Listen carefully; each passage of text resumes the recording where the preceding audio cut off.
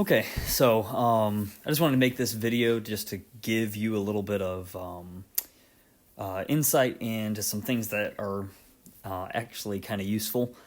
Things that maybe, especially if you don't take a class like I think Miss White teaches a class called Smart Money. Just something to kind of help you understand some things that you'll use as you get older. So just kind of talking about credit score, talking about taxes, taking out loans, and then how to set up a budget. Try to give you some useful information there. So first thing is credit score. Credit score is obviously useful because to get a loan, you kind of have to have a pretty good credit score. And you can also use your credit score for your benefit. Sometimes you can even lower your interest rate in getting a loan, or you can get lower interest rates by having a good credit score. I know Mr. Witzke has talked about him and his wife have actually negotiated their interest rate by having a good credit score to be able to get a better rate to pay less in the interest that is charged to your account when you're taking out a loan. So again, credit score is pretty important. The biggest thing with credit and credit cards in general is that if you are not good with money, if you're not responsible with money, you can do more harm than good by taking out a credit card, by applying for a credit card. So if you just know that you're bad with money, don't. Just don't. Pay with a debit card. A debit card is different from a credit card because debit cards, you use money that is already in your bank account. A credit card, you are basically going in debt, and then you are paying back your debt each month.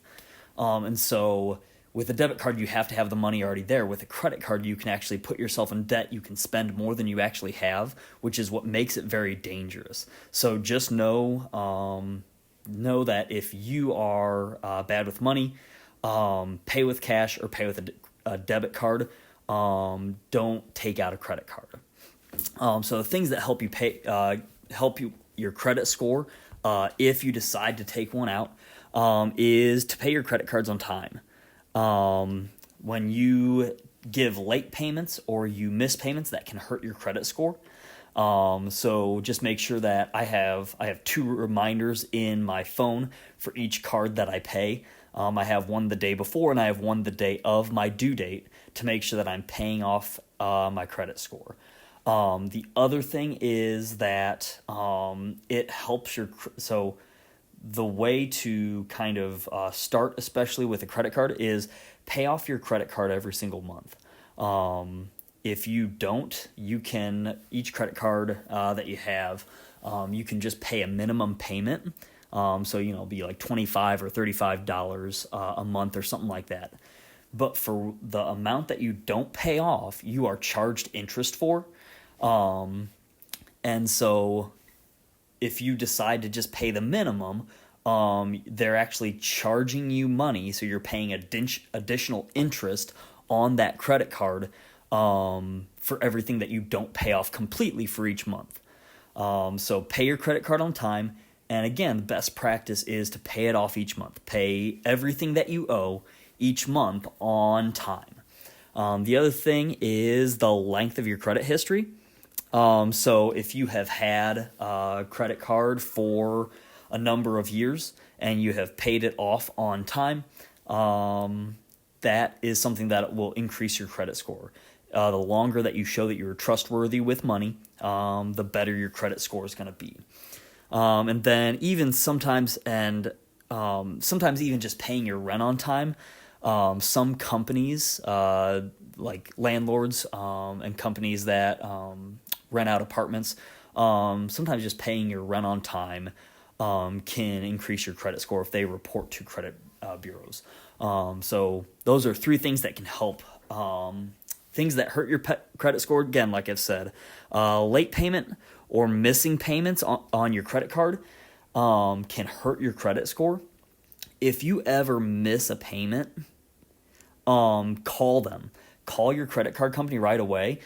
Sometimes if I've done this probably a couple times over the last 15 years that I've had a credit card or whatever, that if you call them, sometimes they can take away the late penalty and also take it away from your record, so it doesn't hurt your credit score. So again, if you're late on a payment or you miss a payment, just make sure you call them right away to try to get that taken care of. This one is one that's kind of important. So if you are constantly using 40% or more of your credit limit, so each credit card will give you a certain amount of money based on your income, what you put down on your credit application. They'll give you a certain amount of money, which that's as much money you can take out each month, or that you can be in debt basically. At the start, sometimes it is just you can take like a student credit card account. I know that's what I started with my Discover card. I took a student, and it only let me be in debt $500. And so the one thing that can hurt you is if you're constantly using 40% or more of your credit limit. That shows that you're spending a lot of money based on your credit limit, and that's something that can actually hurt your credit score. So start small. If you're able to find a student credit card account which has a small credit limit, what you can do is, again, just choose one thing to start. Maybe you just use it for gas each month, so you're only spending $100 out of the $500 or something like that. About 20%. And so that's kind of a smart way of getting started to build credit, is by having a small credit limit and just using it for certain things that you need every single month. Don't go put it on Amazon and start buying stuff on Amazon, because you can get yourself into trouble pretty quickly there. Just use it for gas or just use it for groceries, something that is going to be fairly routine each month. And then the last one here is, if you open a bunch of credit card accounts in a short period of time, that can cause your credit score to dip. It can be kind of seen as a little risky that all of a sudden you're opening a bunch of accounts. If you do that and then you maintain those accounts, your credit score will eventually rebound. But just be careful if you're trying to get a bunch of different offers at the same time. I did this when we first bought our house here in Marysville. We bought furniture, which we opened an account for because it was 0%, as long as you paid it in, I believe it was like 2 years or something like that. And then we did the same thing for Lowe's when we bought the flooring and the paint for our house. We opened up a Lowe's credit card account because it was 0% as long as you paid it within a year. The one thing to be careful with is those 0%, don't have to pay anything. If you don't pay them off when that offer expires, the entire interest from the length of the loan, so all of the interest that would have accrued in that time, will then be thrown on it at the time that that offer is over. So if you do ever, maybe you go 0% on, a Best Buy card to buy something from Best Buy, you have to pay it off before that promotion ends, or else all the interest from the life of that loan or that credit card will be applied immediately after that promotion is offered. So just make sure that you set reminders in your phones or something like that to make sure that you pay it all off at the same time. That's something that can be a little risky if you're again not super trustworthy. So just be careful with that. Those 0% offers are great to take advantage of, but you want to make sure that you don't mess up and forget to pay off the loan before that promotion's over. A lot of credit card companies offer cash back. I've got a couple different ones that I use for different things. So again, make sure that you don't make sure you pay them all off on time. Make sure that you don't miss any of your payments, and don't try not to open a bunch of them at the same time. If you do that, just make sure, again, your credit score will probably take a little bit of a dip, but just continue to work on it for a while, and and keep those cards and pay them off on time. The next thing is, again, just applying for a loan. If you're looking for a car or a mortgage or student loans, the things, again, that people are kind of looking for when they're, your credit score is the big one. It's just kind of how trustworthy are you? So again, starting small, getting that credit score to increase over time will just be having a credit score, paying off small cards online, just making sure that the length of your credit history, you build that. Your employment history, just seeing how long you're at a current job and how frequent you change your jobs. If you're jumping jobs every 3 to 4 months or something like that, can be seen as a risky investment. And really the biggest thing is just your earnings. How much you earn per year will kind of show how trustworthy you are to get a loan. And then your debt to income ratio. Just if you have a ton of debt and it is, you're owing a lot of money and your income isn't the greatest either, that can be seen as, again, a risky investment for someone giving you a loan. And so just making sure that you're not taking out a lot of loans if you can help it. The one thing that you can do, and mostly, like, especially as you're younger, maybe you don't have a full-time job, you may end up needing a cosigner. So you can have a parent or a relative or something sign, and basically that ties the loan to them if you were to fault on your loan, if you couldn't pay it or whatever. So you may need a cosigner with you to get a car loan or something like that. The other thing is that it helps your credit score paying off a loan. So it helps you to be able to slowly pay off a loan. Just, again, showing that trustworthiness that you're good to pay off any debt that you have. The other thing is to compare loans. Again, just trying to find the lowest rate that you can find is always a good thing to do. And as you're paying off, try to pay off more than is required. When you are taking out a loan, generally, like, especially with mortgages and big loans like that, for a long time, you're actually you can actually I think it's true that you pay more interest. So you're paying more on just the interest of the loan than you are on actually decreasing the amount of the loan that that is left on your house.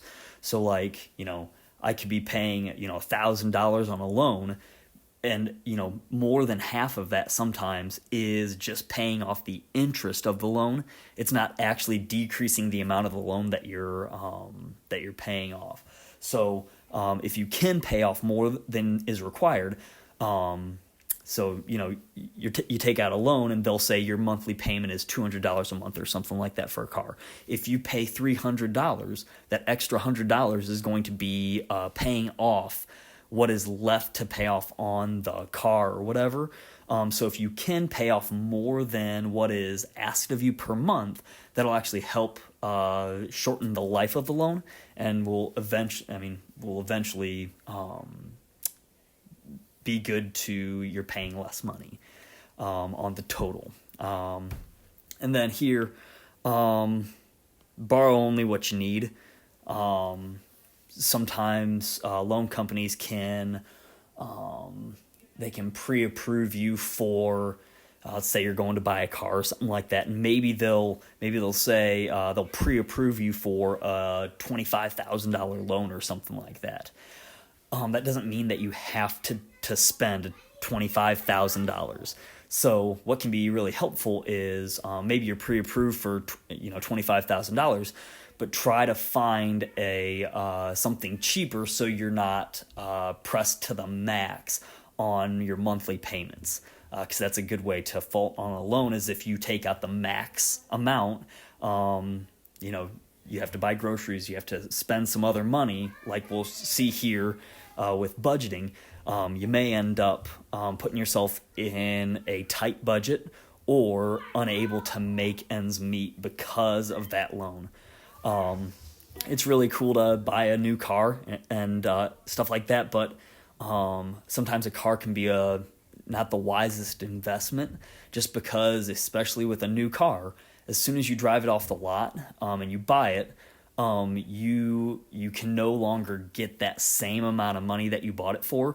So basically your investment, what the car's worth, will drop pretty significantly right after you buy it, just because it is no longer a new car, it is now a used car. So just be careful with that when you go to buy a car. Taxes, when you're filing your taxes, I know a lot of people, biggest thing is, they complain that in math class we learned about all this other stuff but don't know how to learn how to pay your taxes. So this is one where just trying to give you a little heads up. A W-4 form, which looks something like this, is what you will fill out as soon as you're hired, and that basically just figures out how many taxes, or how much taxes is going to be taken out of each of your paycheck. So when you file your taxes in April, that you're taking out the right amount, so that you don't have to owe a lot. You don't have to pay a bunch of money, a big lump sum in April. So this is something, and you can Google help to filling this out. It basically goes through and just establishes how many people depend on you for their income. When you have a family, if you are the main source of income for your family, you would be the head of household, and then for however many kids you have and for the spouse that you have, those will all be things taken into consideration when you file your taxes. So when you get to filling something out like this, again, just Google how do I fill out a W-4, and that can be something helpful. Update it as your life situation changes. When you move out from your parents, if you get married, if you have kids, update it so it's not taking out too much or too little. If you this is the one, if you owe a lot of money when you file your taxes, so if all of a sudden you get to tax day and all of a sudden you owe $1,000 or $2,000, that's a pretty significant hit. It probably has to do with the way that you filled out your W-4. So make sure that if that does happen to you, that you're looking to update that W-4 as soon as possible. And the same thing goes for if you get a lot back. Each tax season you file your taxes and you get back a lot of money. Again, that's not always a bad thing, but if you want to increase the amount of money that you get on your monthly paycheck, what you can do is you can update that W-4 to try to get it to be closer to even. And then when you're filling out your taxes, as long as you have a pretty you get a W-2 back, which is a form that looks like this. It tells you your wages. This is just a example of one, but it tells you how much you made, tells how much tax was withheld and everything. TurboTax is pretty easy software. It literally just says, fill in the number from box 1, and so you just find box 1 here and you put that in your into TurboTax. The trick is if you're self-employed, so if you run your own business, then it becomes pretty complex. And so the suggestion there would be you should probably have someone do your taxes for you, a company or a private accountant. And I think that was it for taxes.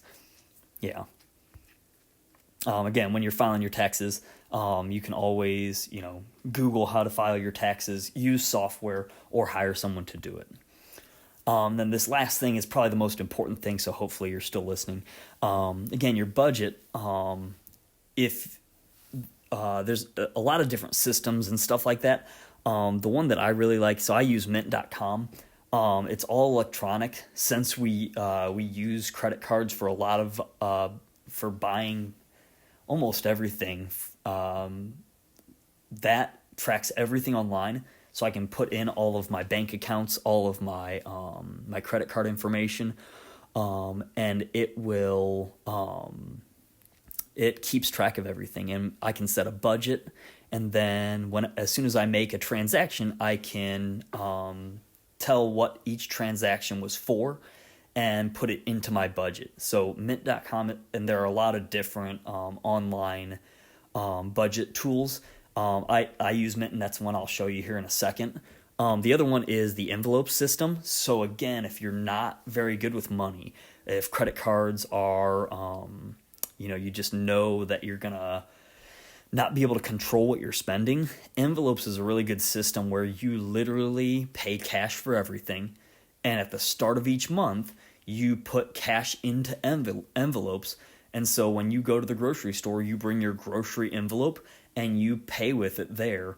So you can't, pretty much you literally can't spend more than you have budgeted for each thing. So you have an envelope for rent, you have an envelope for groceries and entertainment and internet and all that stuff. And so you pay with each of those things. There's your allotted money. And then the other thing is you can just make a spreadsheet. I think that there's a lot of different softwares that are free and readily available that you don't have to make an Excel spreadsheet, but you can. Areas you can cut back on. So groceries, Aldi's and Costco, kind of two ends of the spectrum. Costco, you can buy things in bulk and get a discount on that. Just be careful with Costco. I know that if I buy Doritos at Costco, I will eat the entire bag in one sitting, or however many bags I buy. So just be careful with things like snacks, that it is really easy to eat more than you should, and that making that actually a bad investment there. Aldi's is a really good budget saving tool. They don't have quite the selection as a Kroger or Meijer or Costco, but what you do have is you have pretty good products at a cheaper rate. You can also do couponing. For TV, Netflix and Hulu and Prime Video and stuff like that. Those are ways that you can not have to have cable, being able to use those subscriptions to stream stuff. And then just going out to eat, stuff like that. If you going out to eat is obviously more expensive than making food at home. So just being careful with how much you go out to eat and stuff like that. It's more cost effective to make a meal and then eat the leftovers and stuff like that. So those are good ways to cut back, is just by meal planning, making sure that you're making food for each week, eating leftovers, even though it tastes a lot better going out to restaurants. It is a good idea to try to limit how much you go out, especially if you're on a tight budget. Maybe you have a lot of things that you have to pay for, and you're not making quite as much as you would like. So those are all things. So here's something this is what Mint.com looks like. So it lists all of our transactions. So as soon as we use our credit card, it pops up in Mint. And then we can put it in different places. We've got gifts, we've got restaurants, paycheck and stuff like that. Those are all things that you can, again, all your transactions show up there if you're using a credit card, and then you can put it into different categories to make sure. So like when I'm setting a budget, I have a lot of different money here for internet and phone bills and television and all this stuff and utilities. So I know approximately where I'm spending the most money at. And then by your category, again, you can just see where your money is going. A lot of money on food and dining, that's to be expected. But if you have a lot of money that's being just tied up into shopping, you can the next month know that you want to cut back on shopping. So it's nice to be able to have it all in one place, and also the visual representation that you kind of know you know where your money's going, and so you know whether you need to cut back in certain areas or not. So that's why I like Mint. It's pretty handy. Just go to mint.com and you can tie in all your information there. So again, I hope this was helpful. I know it was long, but hopefully you see the worth in it.